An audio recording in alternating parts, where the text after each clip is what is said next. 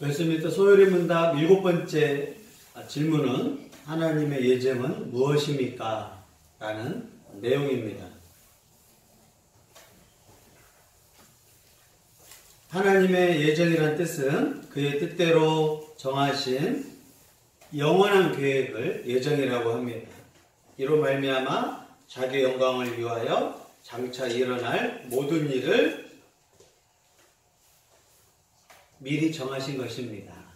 자, 다시 한번 묻습니다. 하나님의 예정은 무엇입니까? 뜻대로 정하신 영원한 계획인데 이로 말미암아 자기의 영광을 위하여 장차 일어날 모든 일을 미리 정하신 것입니다.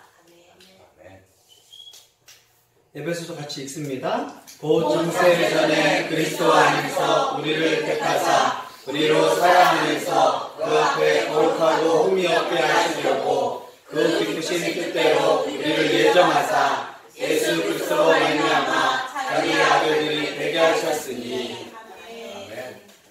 에베소서 1장 4절에서 5절에 우리가 구원받았는데 갑자기 하나님께서 우리를 구원하기로 결정하신 것이 아니라 미리 예정하셨다. 영원 전부터 계획하셨다. 그럼 우리의 구원은 영원하고 튼튼하고 변함없이 흔들리지 않을 것을 가르쳐주고 있습니다. 하나님의 영원한 예정이 무엇인지 성경에서 설명을 합니다. 하나님의 예정은 무엇이냐? 우리가 건축을 할 때 설계도가 필요합니다. 설계도가 있어야 이러한 건축물을 만들 수 있다는 것입니다. 예정이 뭐냐? 설계도처럼 하나님이 우리를 향한 구원의 계획의 설계도가 있다라면 그 구원을 이루시기 전에 이런 설계도로 어떻게 사람을 구원할 것인가, 어떻게 사람을 죄로부터 용서할 것인가, 그것이 바로 하나님의 예정이라는 것입니다. 다시요, 하나님의 예정은 하나님의 영원한 계획, 특히 인간 구원과 관련된 계획을 말합니다. 예정이라고 말할 땐 구원과 관련돼서 말해야지, 하나님이 우리가 밥을 무슨 반찬을 먹을 걸 알고 계셨다, 하나님이 내가 이따가 뭘 할 것인지 알고 계셨다라는 걸로 예정을 쓰면 안 되고, 하나님이 인간을 구원하는 계획, 영원 전부터 그런 계획을 하신 것을 설명할 때 꼭 강조해야 할 게 하나님의 예정입니다.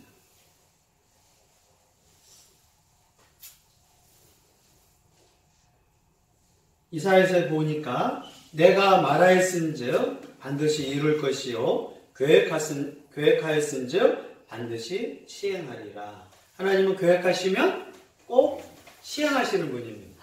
말씀하시면 그대로 움직이시는 분입니다. 그 하나님을 그래서 믿을 수 있다, 신뢰할 수 있다. 우리는 계획을 하지만 실행하지 않는단 말이에요. 말은 멋지게 해요. 이번 주 예배 꼭 갈게요 계획하고 큰 소리까지 했지만 실행하지 않아요. 인간은 믿을 수 없다, 신뢰할 수 없다. 또 사람마다 믿을 수는 없지만 신뢰도가 있어요. 어떤 사람은 그래도 50%, 어떤 사람은 저 사람 말하면 지키려고 하니까 90%, 어떤 사람은 말만 잘하지 실행 능력이 없어요. 그런 사람은 신뢰도가 급격히 추락하게 됩니다.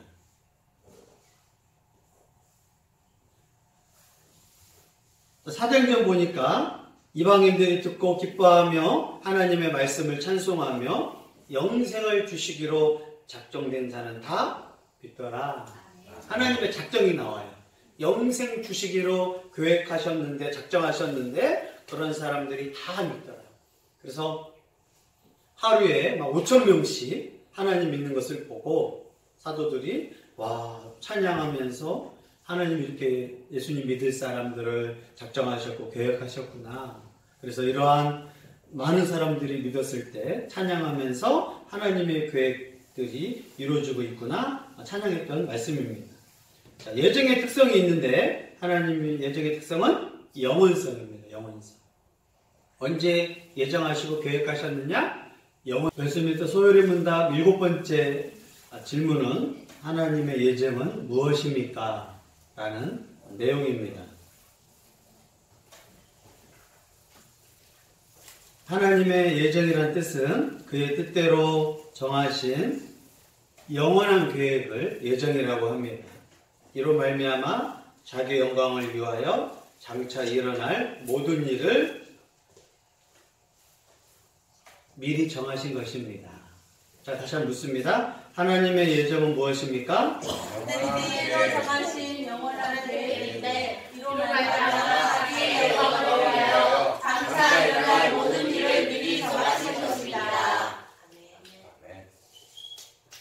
에베소서 같이 읽습니다. 곧 창세 전에 그리스도 안에서 우리를 택하사 우리로 사랑하면서 그 앞에 거룩하고 흠이 없게 하시려고 그 기쁘신 뜻대로 우리를 예정하사 예수 그리스도로 말미암아 자기 아들들이 되게 하셨으니. 에베소서 1장 4절에서 5절에 우리가 구원받았는데 갑자기 하나님께서 우리를 구원하기로 결정하신 것이 아니라 미리 예정하셨다. 영원 전부터 계획하셨다. 그럼 우리의 구원은 영원하고 튼튼하고 변함없이 흔들리지 않을 것을 가르쳐주고 있습니다. 하나님의 영원한 예정이 무엇인지 이제 성경에서 설명을 합니다. 하나님의 예정은 무엇이냐? 우리가 건축을 할 때 꼭 설계도가 필요합니다. 설계도가 있어야 이러한 건축물을 만들 수 있다는 것입니다. 예정이 뭐냐? 설계도처럼 하나님이 우리를 향한 구원의 계획의 설계도가 있다라면 그 구원을 이루시기 전에 이런 설계도로 어떻게 사람을 구원할 것인가, 어떻게 사람을 죄로부터 용서할 것인가, 그것이 바로 하나님의 예정이라는 것입니다. 다시요, 하나님의 예정은 하나님의 영원한 계획, 특히 인간 구원과 관련된 계획을 말합니다. 예정이라고 말할 땐 구원과 관련돼서 말해야지, 하나님이 우리가 밥을 무슨 반찬을 먹을 걸 알고 계셨다, 하나님이 내가 이따가 뭘 할 것인지 알고 계셨다라는 걸로 예정을 쓰면 안 되고, 하나님이 인간을 구원하는 계획, 영원 전부터 그런 계획을 하신 것을 설명할 때 꼭 강조해야 할 게 하나님의 예정입니다.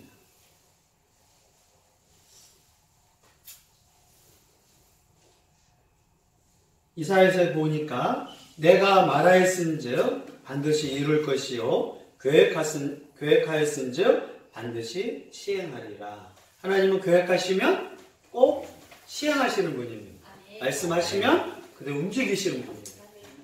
그 하나님을 그래서 믿을 수 있다, 신뢰할 수 있다. 우리는 계획을 하지만 실행하지 않는단 말이에요.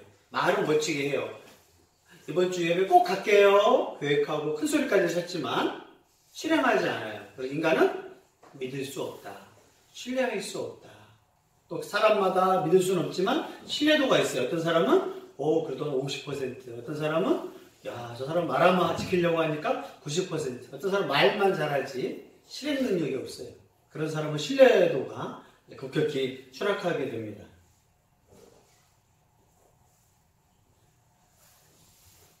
사도행전 보니까 이방인들이 듣고 기뻐하며 하나님의 말씀을 찬송하며 영생을 주시기로 작정된 자는 다 믿더라.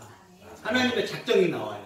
영생 주시기로 계획하셨는데, 작정하셨는데 그런 사람들이 다 믿더라. 그래서 하루에 5,000명씩 하나님 믿는 것을 보고 사도들이 찬양하면서 하나님 이렇게 예수님 믿을 사람들을 작정하셨고 계획하셨구나. 그래서 이러한 많은 사람들이 믿었을 때 찬양하면서 하나님의 계획들이 이루어지고 있구나 찬양했던 말씀입니다. 자, 예정의 특성이 있는데 하나님의 예정의 특성은 영원성입니다. 영원성. 언제 예정하시고 계획하셨느냐? 같이 읽습니다. 여호와의 계획은 영원히 서고 그의 생각은 대대에 이르리로다. 내가 하나님을 믿는다는 것은 하나님 어떤 분인 줄 알고 믿어야 돼요. 하나님은 영원하신 분이고 그분이 계획하신 것은 영원히 이루시는 분이에요. 그래서 우리가 하나님 믿을 때 하나님이 어떤 분인 줄 알아야 제대로 알고 또 하나님을 정말 신뢰할 수 있느냐. 무슨 말 한마디 해놓고 말이 바뀔 수 있잖아요. 우리 부모, 우리 사람들은 말이 바뀌기 때문에 신뢰할 수 없지만 하나님은 이렇게 계획하신 거 영원하다는 것을 가르쳐주고 있습니다. 하나님의 예정의 특성, 바로 절대적이다라고 설명하는데 모든 것을 포함하시는 거예요. 모든 것을. 하나님의 절대성을 포함하는 표현입니다. 같이 읽습니다. 당신들은 나를 헤아려 하였으나 하나님은 그것을 선으로 바꾸사 오늘과 같이 많은 백성의 생명을 구원해 가시려 하셨나니. 아멘.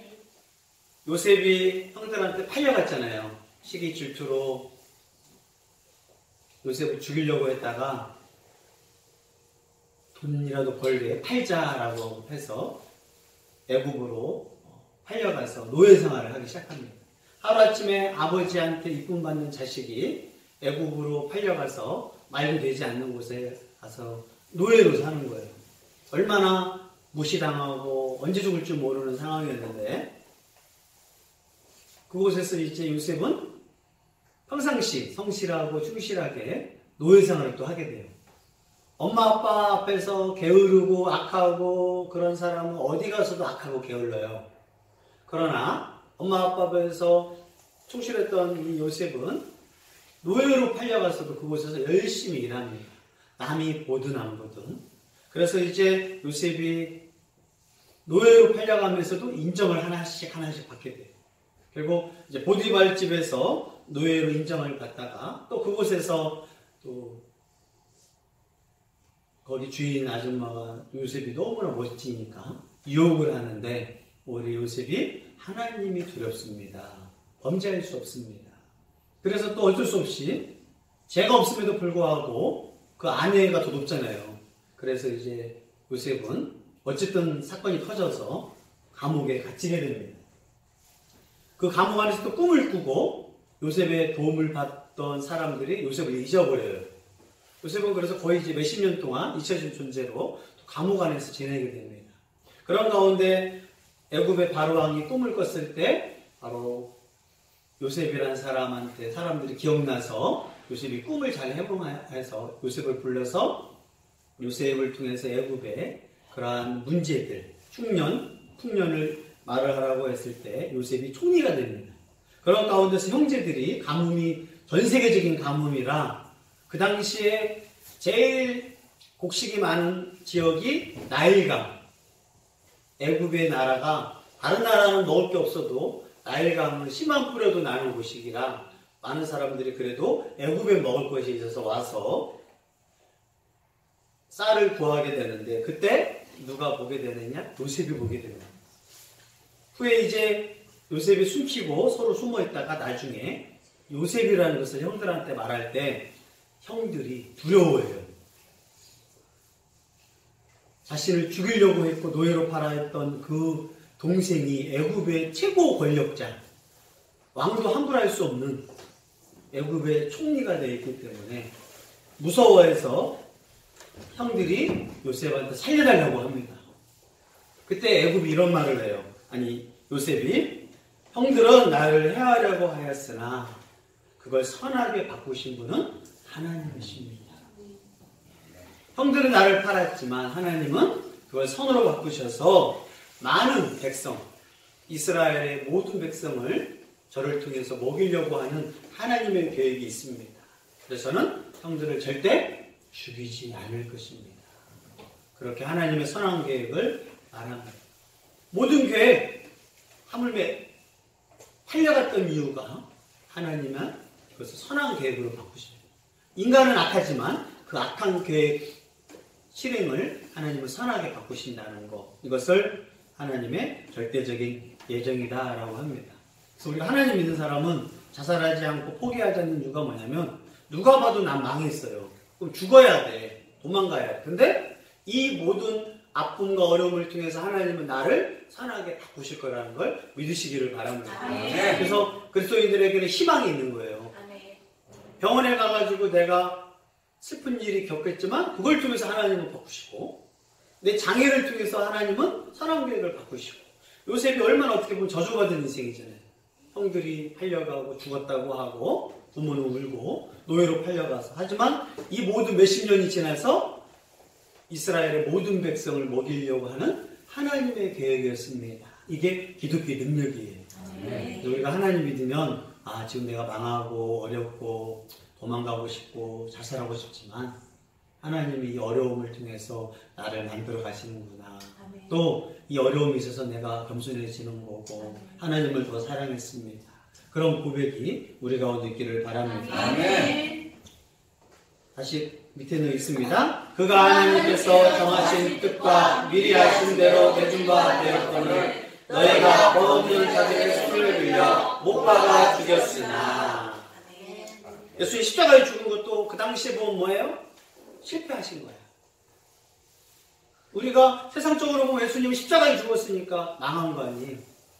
무능력한 거 아니에요. 하나님의 계획이 없으면 당장 눈에 보이는 어려움은 실패해요. 세상 사람들 물어보면 예수님 십자가에 죽은 건 성공한 거예요? 실패한 거예요? 실패자지. 멋진 지도자예요? 아니면 망한 지도자예요? 망한 지도자예요. 자기 제자한테 팔리고 사람들한테 버림받고 무시당하는 지도자가 성공한 거예요? 기독교는 그래서 실패가 아니에요. 세상은 번영, 성공, 복받는 게 기독교라고 하는 것은 엉터리 복음이에요. 예수님 십자가에 죽은 것은 실패한 게 아니라는 거예요. 인간은 그래서 당장 보이는 게 나쁜 게 다 나쁜 게 아니에요. 예수님 십자가에 죽은 건 하나님의 정하신 뜻과 미리 하신 거로 하는 거예요. 그래서 우리가 신앙이 없을 때 예수 십자가에 죽은 걸 너무나 불평할 수 있어요.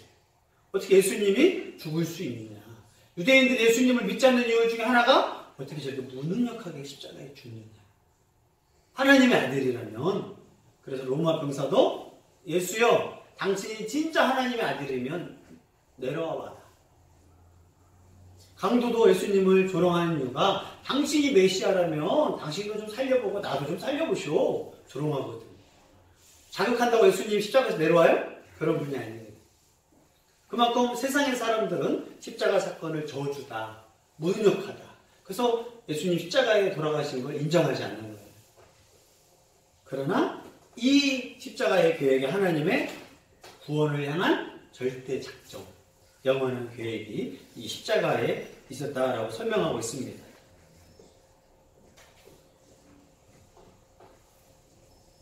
인간은 로봇과 같은 존재로 하나님의 예정의 특성에 대해서 그러면 하나님 하라는 대로 하는 것이냐? 그러지는 않습니다. 구원과 관련해서 하나님의 예정의 특성을 우리는 꼭 생각을 해야 합니다. 인간은 하나님 로봇처럼 살아가지는 않아요. 유기적으로 살아가는데 놀라운 하나님의 그 구원 계획 가운데 이러한 계획이 있었기 때문에 인간은 우연히 사는 것도 아니고 운명적으로 사는 것도 아니고 로봇처럼 사는 것도 아니고 하나님의 계획 가운데 유기적으로 사는 것을 꼭 기억하기를 바랍니다. 아멘. 하나님은 인간에게 인격과 자유의 책임을 주셨음을 우리는 명심해야 합니다. 그래서 하나님은 시간과 공간을 초월하신 분이기 때문에 인간의 자유를 침해하지 않으면서도 얼마든지 절대적인 계획을 세우시고 그것을 실행할 수 있습니다. 또 하나님의 예정의 특성은 뭐냐? 하나님은 그렇다고 죄를 만드신 분입니까? 그것은 아닙니다. 인간에게 그러한 자유 선택을 주셨어요. 그래서 죄를 택할 수도 있고 죄를 거절할 수도 있는 인간의 자유의지를 하나님은 주셨습니다. 인간이 스스로 죄를 선택할 수 있느냐? 인간이 스스로 거절할 수 있느냐? 또 사실 내가 선택하고 거절한 것 같지만 하나님의 뜻은 나중에 보면 그렇지 않다는 걸 가르쳐주고 있습니다. 또 하나님 예정의 목적은 무엇인가에 대해서 하나님 예정의 모든 계획, 모든 역사를 통해서 결국 하나님은 영광을 받으셔요. 인간의 실패를 통해서 영광을 받으시고 모든 이러한 인생, 역사, 인류의 모든 걸 통해서 결국 영광을 받으시는 분은 하나님이시다. 그래서 로마서에서 이렇게 성경으로 고백합니다. 읽습니다. 그런즉 자랑할 때가 어디냐? 있을 수가 없느니라. 무슨 법으로냐? 행위로냐? 아니라 오직 믿음의 법으로니라. 아멘. 그래서 로마서 계속해서 만물이 주에게서 나오고 만물이 주에게로 돌아갑니다. 영광이 그에게 셋에 있으리로다. 우주가 이렇게 잘 있지만 또 하나님 때가 되면 예수님 재림과 동시에 모두 우주 만물을 새롭게 하시고 영원한 천국과 영원한 지옥, 또 재림할 때 극지의 천국으로 하나님은 영광을 받으실 것입니다.